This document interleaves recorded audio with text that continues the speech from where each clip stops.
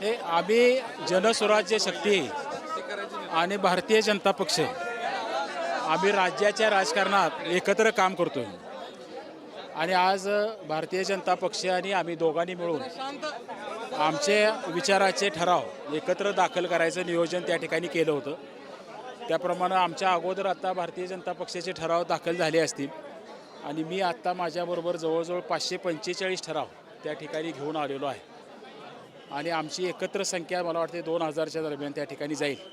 संध्याकाळी आपल्याला हे आकडे सगळे स्पष्ट होतील. पण प्रामुख्यानं आपल्या सगळ्यांच्या माध्यमातून आम्ही एकत्रपणानं भारतीय जनता पक्ष आणि जनस्वराज राज्याच्या राजकारणात एक भाजपचा सहयोगी सदस्य म्हणून जे आम्ही काम करतो त्या पद्धतीनं गोकुळमध्ये सुद्धा हे संघटनात्मक काम तशाच पद्धतीनं आम्ही पुढे नेणार आहोत.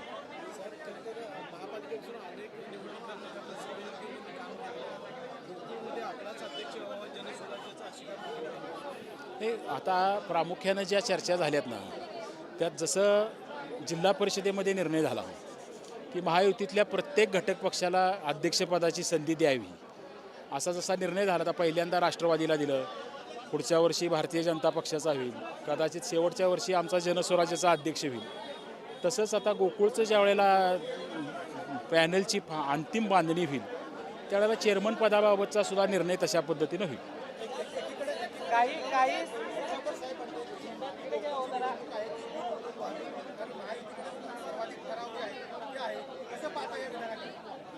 नाही हे बघा, यड्रावकर साहेब हे महायुतीचे घटक आहेतच ना. आता महायुतीमध्ये नव्यानं सामील होणाऱ्या लोकांचा हा विषय, पण ही जी लोक पूर्वीपासून घटकच आहेत त्यांचा काही ह्यात वेगळा विषय असायचं कारण नाही. तुम्हाला ही चर्चा बिनविरोधची आज एवढ्या लवकर होईल असं नाही. काय वळण आता कुणाचे किती ठराव आले ह्याचं चित्र स्पष्ट होईल. अजून काही संस्था कोर्टामध्ये आहे त्याचा निर्णय होईल आणि मग एकत्र बैठकीमध्ये बाबा आपल्याला हे कसं करणं शक्य आहे. त्यामुळे गडबडीनं आज काही निवडणूक का बिनविरोधीची चर्चा आज होऊ शकत नाही.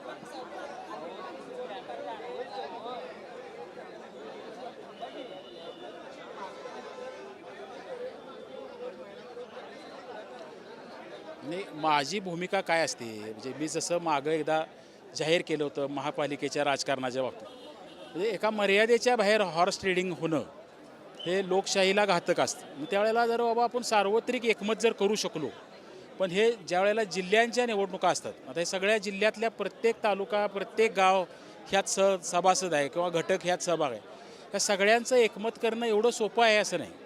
पण झालं तर कोल्हापूरच्या दृष्टीनं आणि संस्थांच्या दृष्टीनं सहकार्याच्या दृष्टीनं चांगलं होईल असं मला वाटतं. काही संचालक मंडळांनी आपली भेट घेतली होती आणि त्यामध्ये या निवडणुका बिनविरोध व्हाव्यात यासाठी आपण पुढाकार घ्यावा असं देखील सांगितलं होतं. बिनविरोधाची चर्चा सुरू आहे.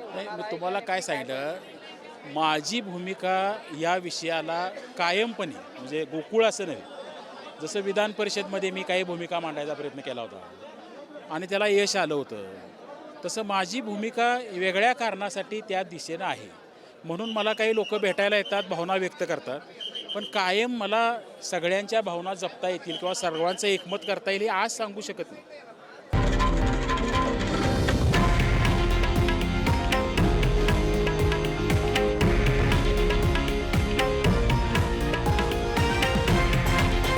हे आहे देशातील नंबर 1 न्यूज नेटवर्क आणि आपण पाहत आहात TV9 मराठी, एकमेव.